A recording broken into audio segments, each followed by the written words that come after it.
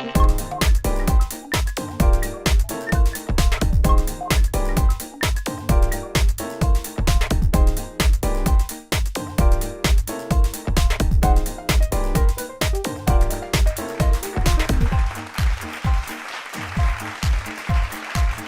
evening and welcome to BTV, new season. My name is Matt Osborne.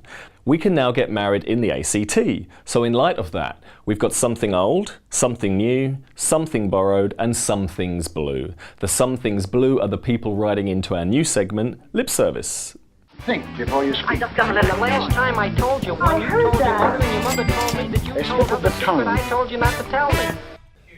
Yeah, thanks Colin. Cheers, thank you. All right, you're with Lip Service and we're here to help you solve your problems. Let me introduce our panel this evening. We have Craig, hello, beautiful Jessica, and Dr. Nate at no expense. Absolutely no expense. Our first question this evening has come in from Colin. Colin is having a relationship with his boss. Ooh. They've got to keep it secret. They both want to keep their jobs. Okay. Apparently it's top secret that they're having this relationship. What should he do? Do we know what they're doing? What occupation? Is it relevant? Yes. Could well be. It is relevant, but... In what respect? Why do you think it's... Well, if it's in the office, you can shag on the boardroom table. If it's in a hospital, there's plenty of beds. Yes. Yeah. But if they're construction workers, you know, who cares? No, now you're getting fantasy land. Okay, it's on the construction side. Oh, yeah. Let's take the picture. Yeah. I've seen the movie recently. You know. Yeah. So we've got the boss with the hard hat and his clipboard. This is a bit like mine. Wandering around and having an affair with. Sure. He's in a white collar, of course. Yes. So that's just the scenario. We've painted it, Colin, for your benefit. And Colin's in high vis. Yeah, high vis. Yeah.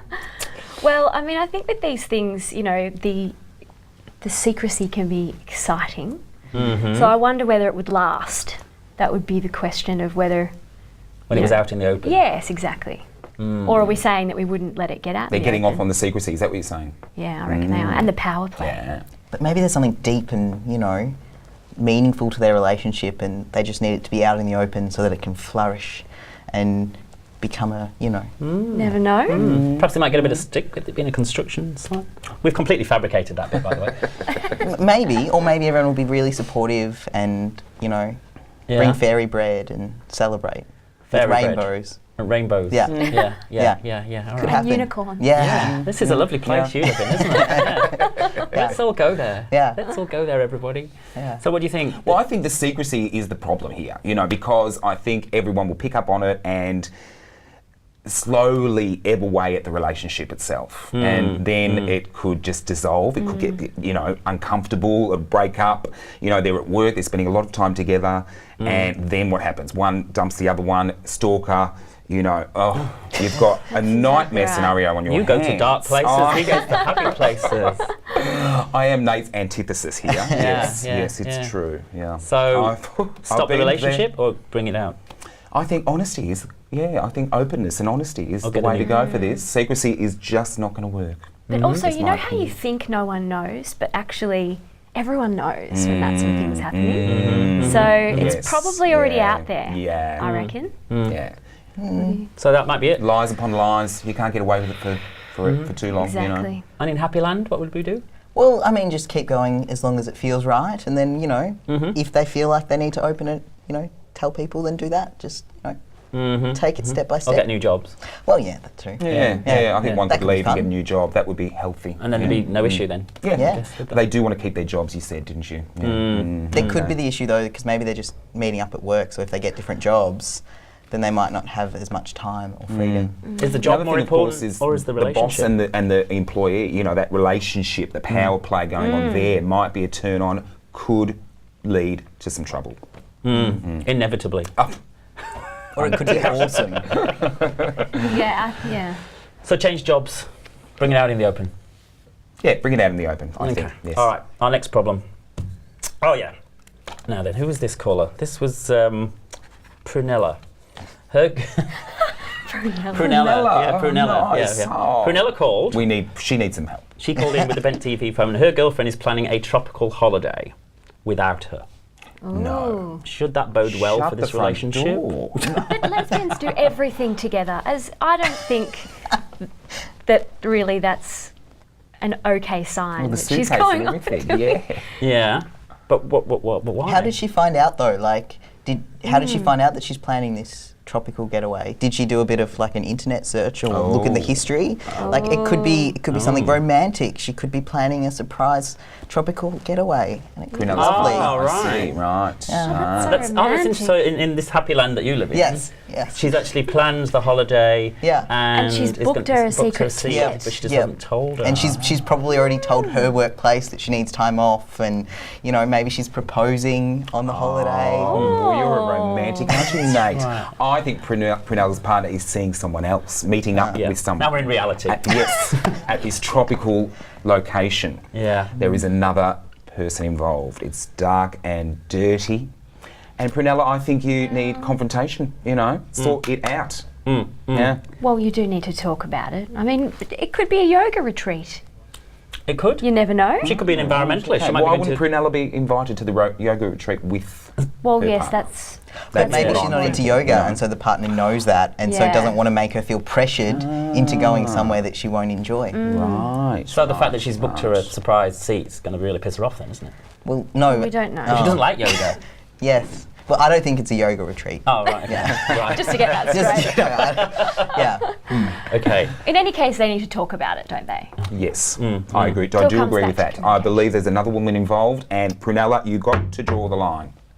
But what if she talks about it and then, her partner's like, oh, well, it was meant to be a surprise, ruins the surprise, gets a angry. predicament. Yeah. It's ruined the surprise Yeah. of Well, if she finds out that she knows. Right, yeah. Yeah. Okay. All right. So, in summary, in reality, In reality, there is another woman involved, and Prunella has to stand up for herself. Yes, in this case. I think have the conversation and see what Well, sure.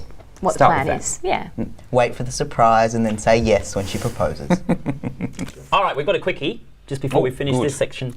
Love a Somebody's quickie. been dumped by the virtue of their Facebook status. The partner's Facebook status has changed to single. Oh. Oh, I don't know about the young people these days and the Facebook thing. I don't understand it, but I guess it's the new way, isn't it? Dumping by Facebook. Yeah. That's Well, what the it kids can't are be a doing. long-term relationship. Surely that's just a bit of a. Well, I know, a 3-year relationship that was broken up via text. So Really? Text. Well, that's a bit more intimate than Facebook. It is, because at least it's directed at them. Yeah, Whereas yeah, yeah. Facebook, you just suddenly find out that you're no longer in a relationship. Or you get your friends ringing up. Oh, I see you're single now. Yeah. Oh, what's happened? Yeah. I didn't know. Yeah, it's true, isn't it? Yes. So, what do you think? In summary. I say move on quickly. Move on. Yeah. Change your own status Yeah, and move on. yeah. Yeah, most Yeah. definitely. Move on, defriend. Defriend. Move on Yeah. and defriend. Yep. Block even. Oh, yes. That's all we've got time for. You're with Lip Service on Bent TV. We want to hear your problems so we can help you. Please send us your problems to feedback@benttv.org.au. See you next time. That was Lip Service. Later on in the show, we've got Deep Trans. And after the break, we're going to be talking about the changes in religion for queer people in A Queer Idea. Stick around.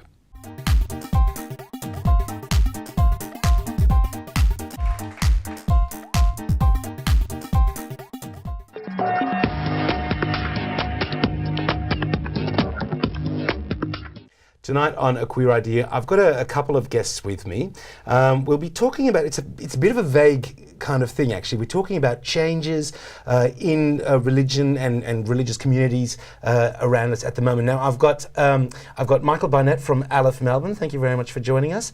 And we've got Minister Matt Glover, who was, how do you say, you've been working with the LGBTI community for years, but his most frequently asked question, is he gay? Answer is no, so forget it. So the reason I kind of thought let's start talking about this a little bit is that recently in Brazil, the new Pope, so Pope 2.0, post-Ratzinger, said about gay priests, or was it about gay people? I think it was gay people in general. Gay people, who am I to judge? Which for a Pope is like huge, right? It's really big in that it just opens the way for a different conversation to happen.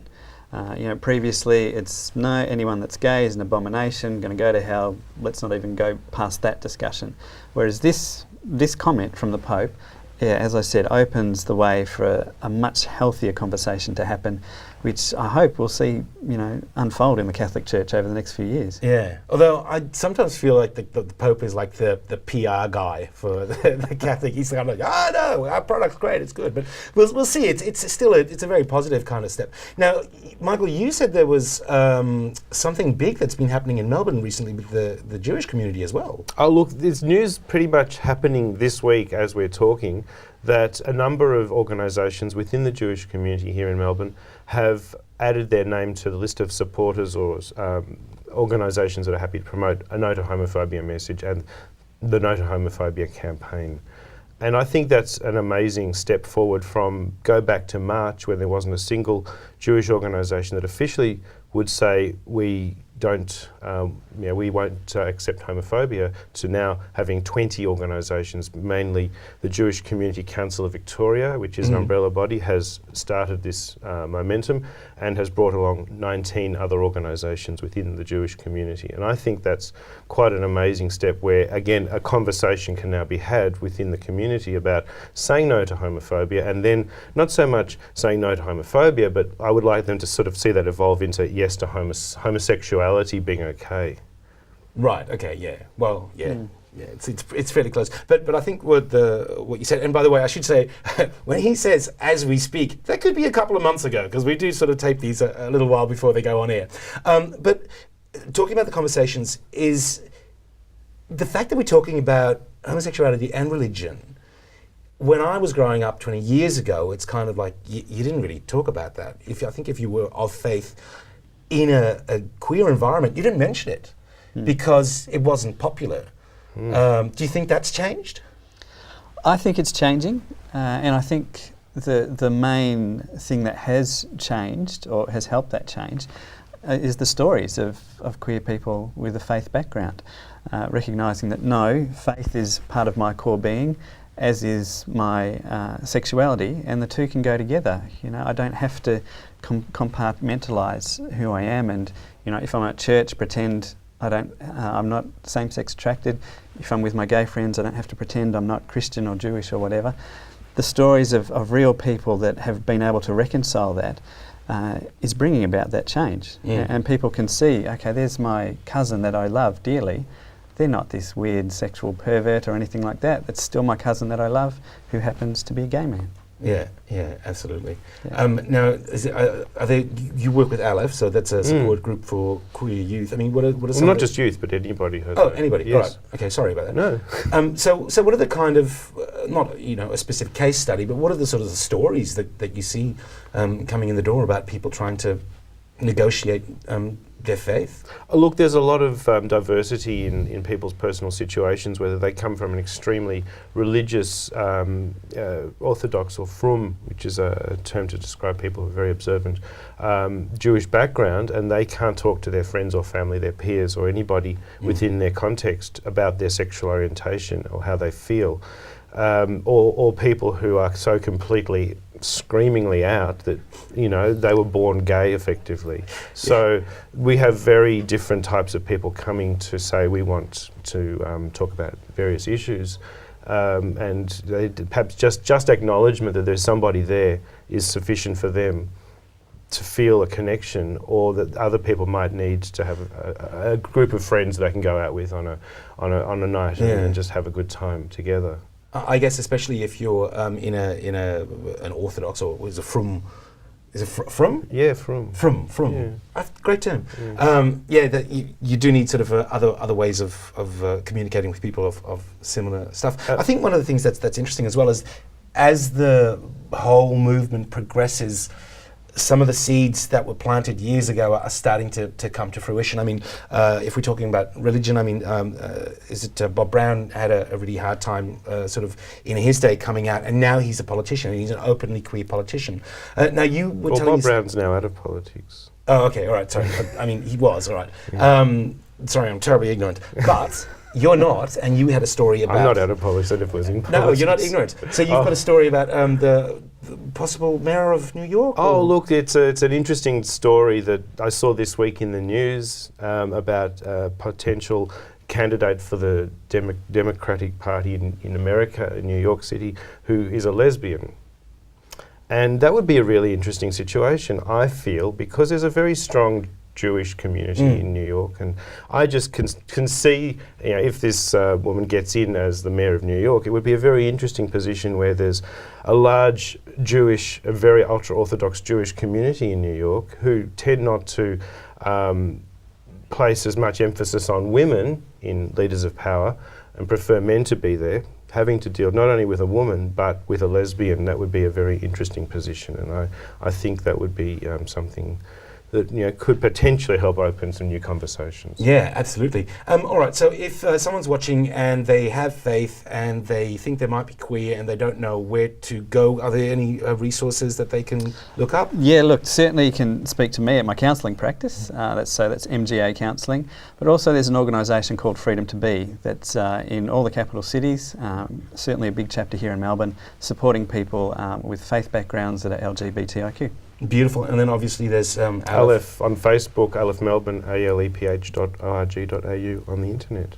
Beautiful. And look, even though I'm an atheist, I think let's keep the fight going because everybody should be able to have the right to believe what they have or what they believe in freedom. Look, thank you very much for joining us tonight, gentlemen. And that's it for A Queer Idea for tonight. Here at BTV, we rely solely on memberships and volunteers. Please support us, www.benttv.org.au. Thank you very much.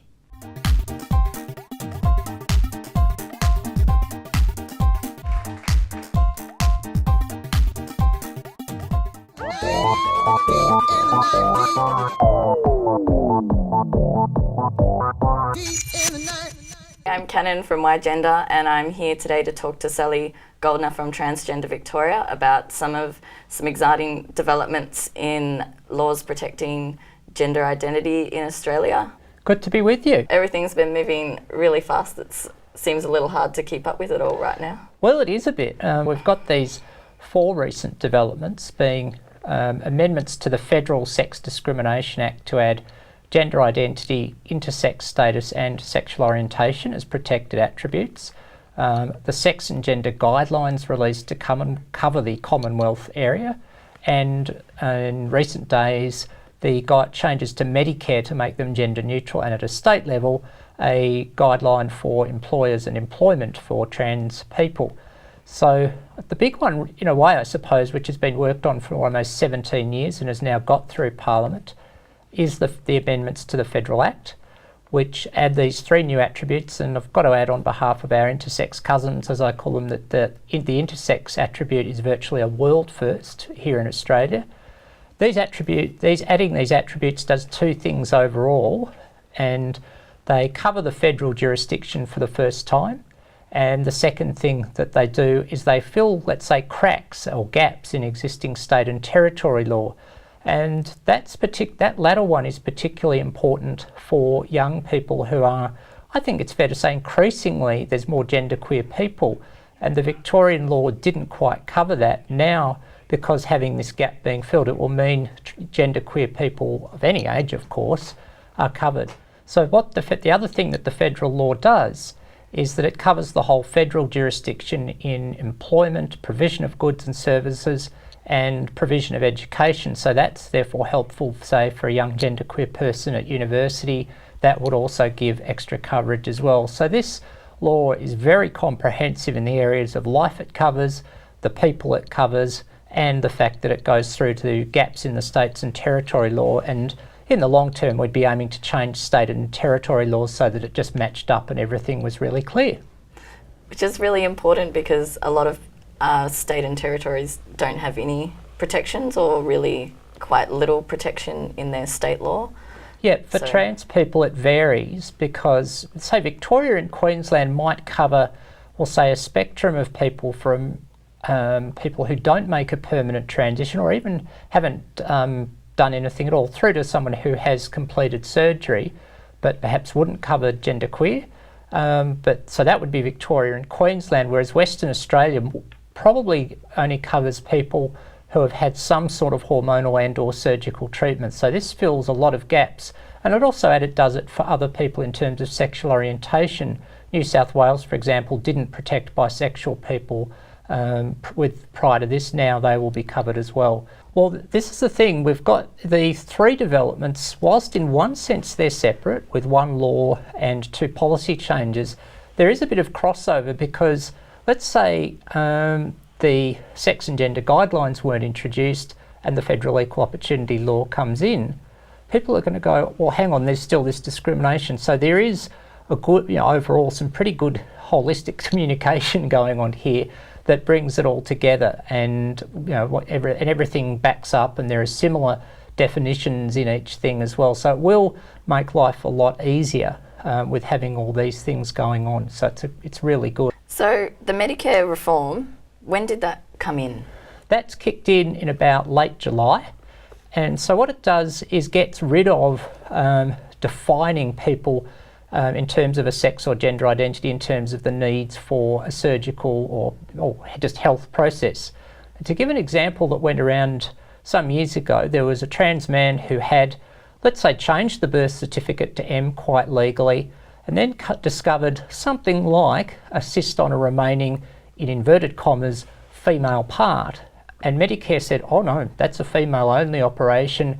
To give it to a male would be Medicare fraud, you can't get a rebate, which is obviously an appalling situation because that person, regardless of sex or gender, needs the health treatment. By having this in place, it's really preventative, and so people will feel more comfortable accessing health treatment. They won't have to go through a whole disclosure of history in terms of their gender identity, or at least a heck of a lot less. So that's a far less intrusive process and gives people better health outcomes. So with that reform in terms of what might be an everyday thing, does that change the process of changing the gender marker at Medicare?